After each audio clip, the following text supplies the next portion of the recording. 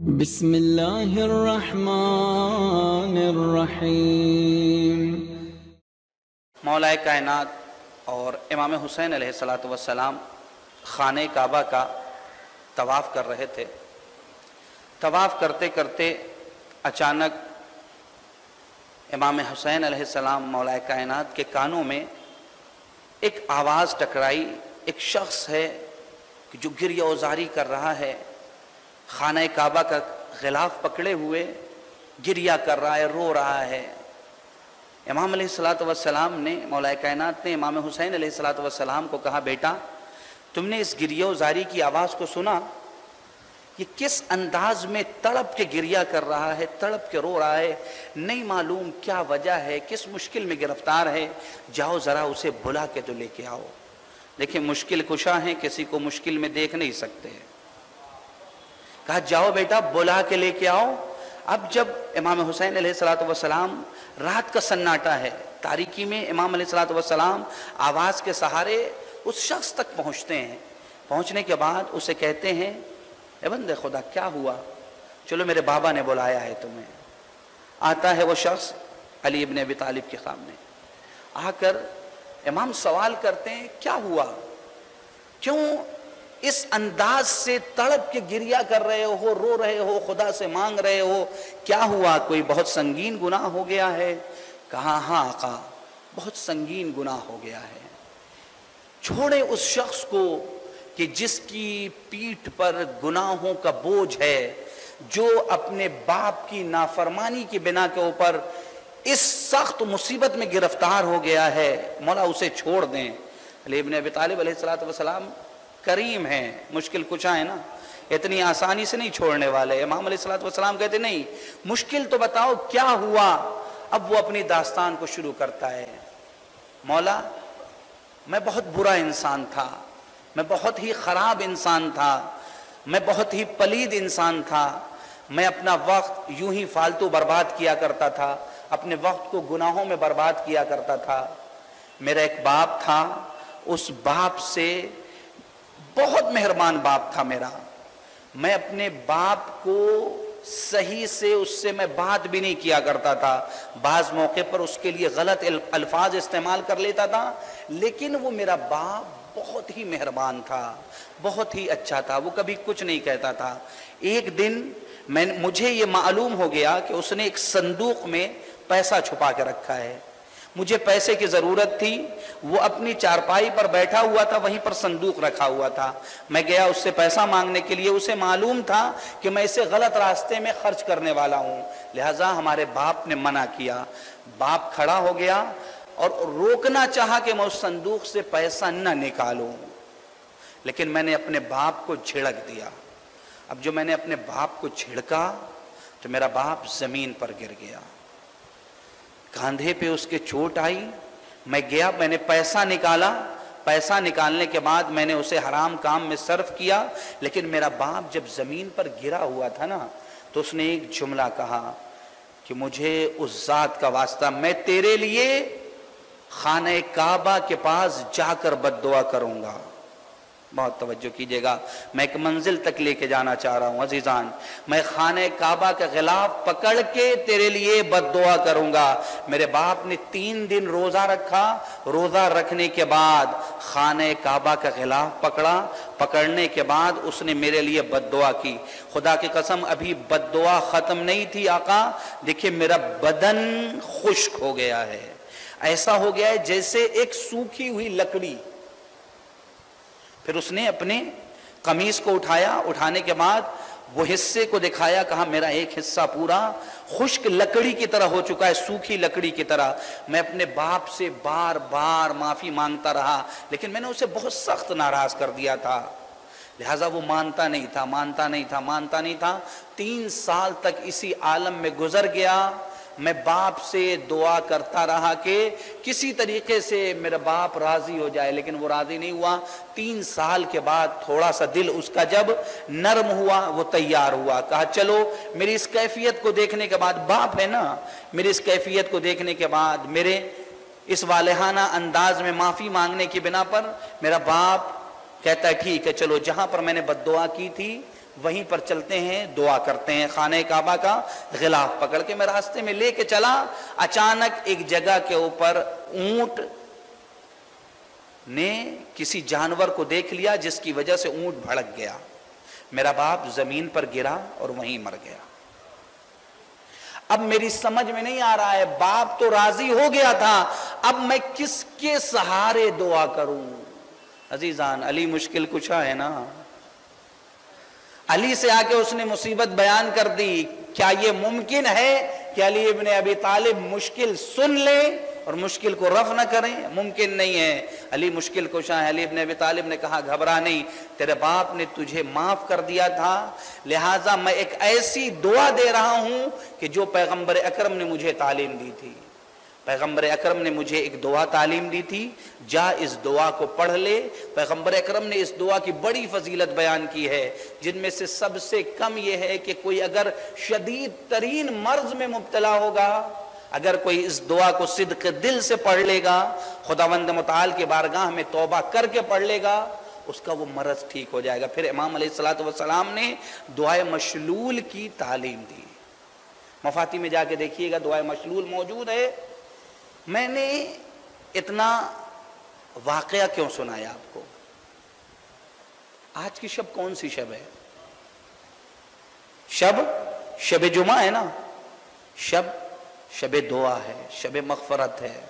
عزیزان، خدا کے سامنے میں نے جس آیت کو سرنامہ کلام قرار دیا، اس آیت میں خداوند متعال کا حکم ادعونی، ہم سے دعا کرو، ہمیں پکارو، ہم تمہاری آواز پر لبیک کہیں گے، ہم تمہاری دعا کو قبول کریں گے۔ پھر اس کے بعد کا جملہ کیا ہے؟ وَإِنَّ الَّذِينَ يَسْتَكْبِرُونَ عَنْ عِبَادَتِي، جو لوگ بھی ہماری عبادت سے تکبر کریں گے، غرور کریں گے، دعا نہیں مانگیں گے، سَيَدْخُلُونَ جَهَنَّمَ دَاخِرِينَ، ہم انہیں جہنم میں ذلت کے ساتھ داخل کریں گے۔ جیسان، ہماری زندگی میں دعا ایک ایسی چیز ہے کہ جس کے بغیر انسان کسی بھی مقام تک نہیں پہنچ سکتا۔ اگر ہماری زندگی میں دعائیں نہیں ہیں، خدا سے مغفرت ہم طلب نہیں کر رہے ہیں، تو ہم کسی مقام تک نہیں پہنچ سکتے۔ اس لیے کہ جب ہم ہر ایک کی زندگی میں یہ واقعہ پیش آتا ہے، کیا کہ ہمیں اپنے حاجات کو، اپنی باتوں کو، اپنے دل کے راز کو کسی ایک شخص ایسا چاہیے کہ جس سے ہم جا کے بیان کریں۔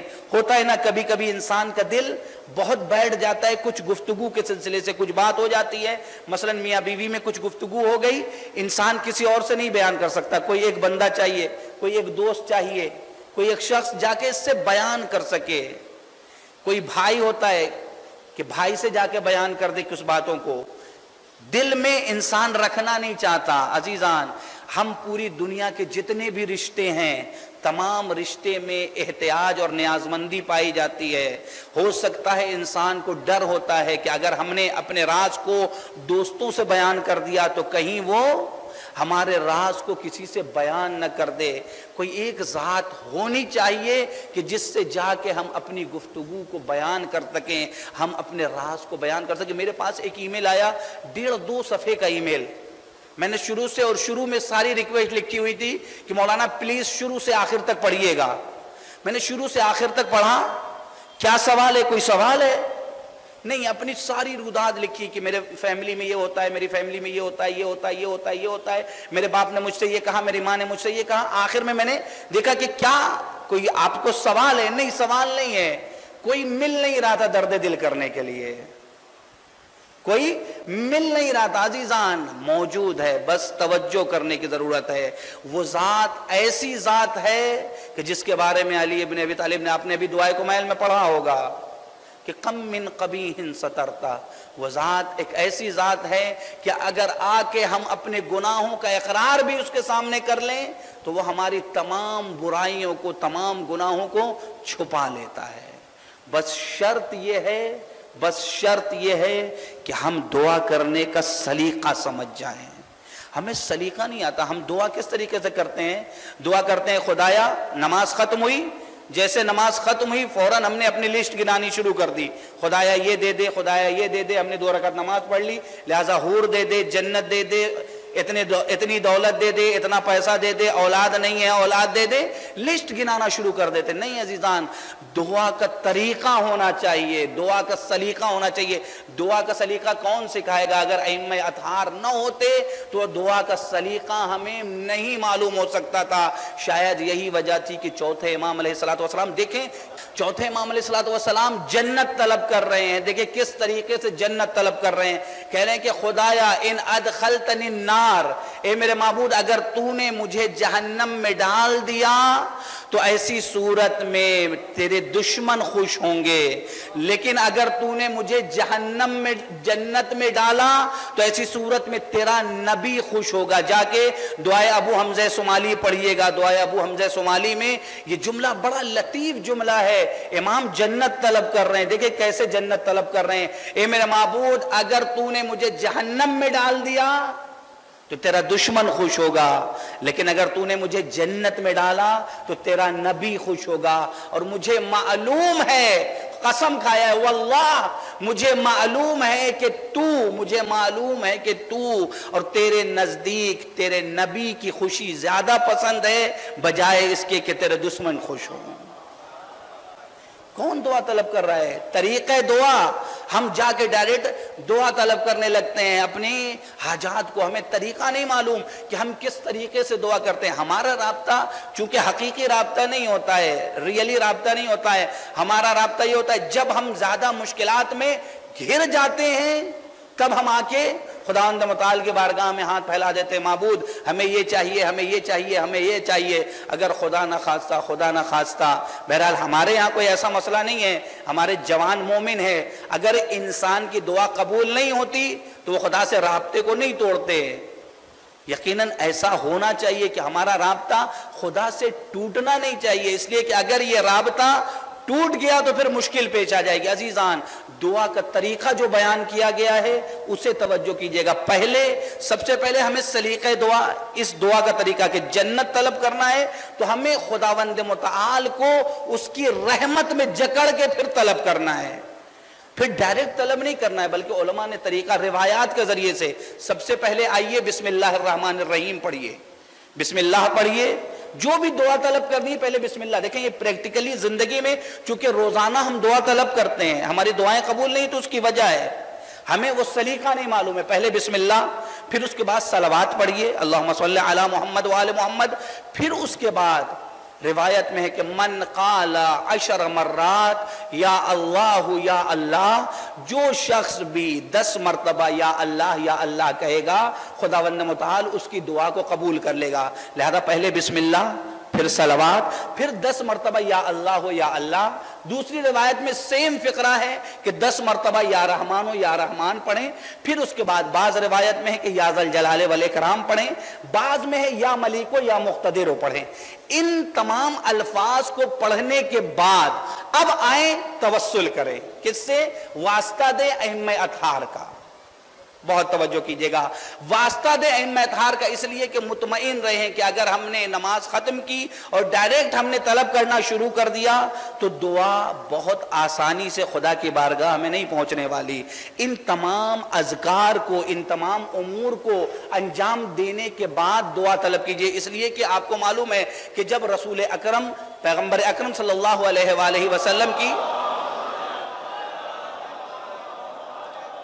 خدمت میں کوئی شخص آتا تھا کہ یا رسول اللہ ہمارے لیے دعا کر دیجئے، تو عجیب جملہ کہتے تھے پیغمبر اکرم. دیکھیں توسل کے بغیر دعا پیغمبر اکرم بھی نہیں مانگتے.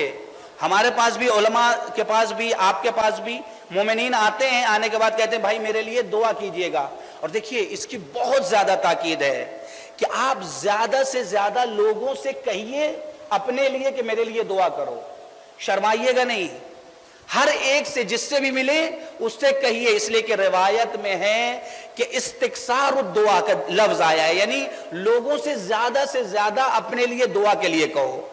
لہذا لوگ بھی آتے تھے پیغمبر اکرم کی خدمت میں، آنے کے بعد کہتے تھے یا رسول اللہ میرے لیے دعا کر دیجئے. پیغمبر اکرم توسل کرتے تھے. کیا توسل کرتے تھے؟ ایک جملہ کہتے تھے، اللہم ارحم علی فلاں بحق علی ابن ابی طالب. خدایا रहम कर फला शख्स के ऊपर, इसकी दुआ को कबूल कर ले, अली इब्न अबी तालिब अलैहिस्सलाम के हक में। अब वहां के ऊपर भी तो मजमा मोमिन का भी था, मुनाफिकीन का भी था। अब वो लोग परेशान रहते थे, जब भी कोई दुआ करवाने के लिए आता था पैगंबर अकरम हाथों को उठाते थे, अल्लाहुम्मा अरहम फला बिहक़ अली इब्न अबी तालिब। ये लोग भी परेशान होने लगे, क्या बात है भाई, जब भी कोई मुश्किल में गिरफ्तार होता है नबी अकरम जब दुआ करते हैं तो तन्हा अली इब्न अबी तालिब का वास्ता देते हैं, क्या कोई और जात नहीं है? दो शख्स आपस में गुफ्तगू कर रहे हैं, क्या हम लोगों का वास्ता नहीं दिया जा सकता?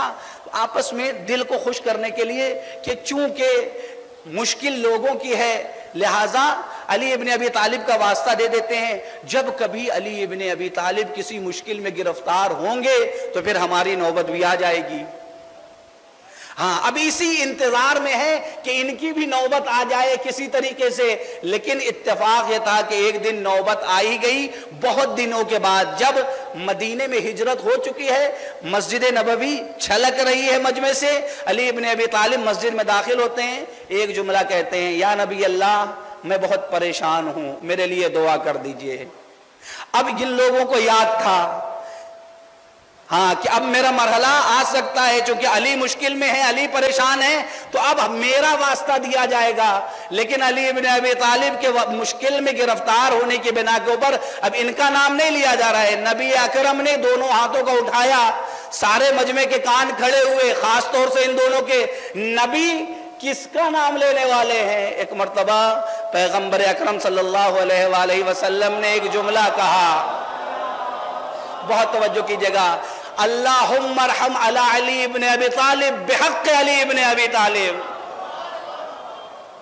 खुदाया अली की मुश्किल को, अली की परेशानी को हल कर बिहक़ अली।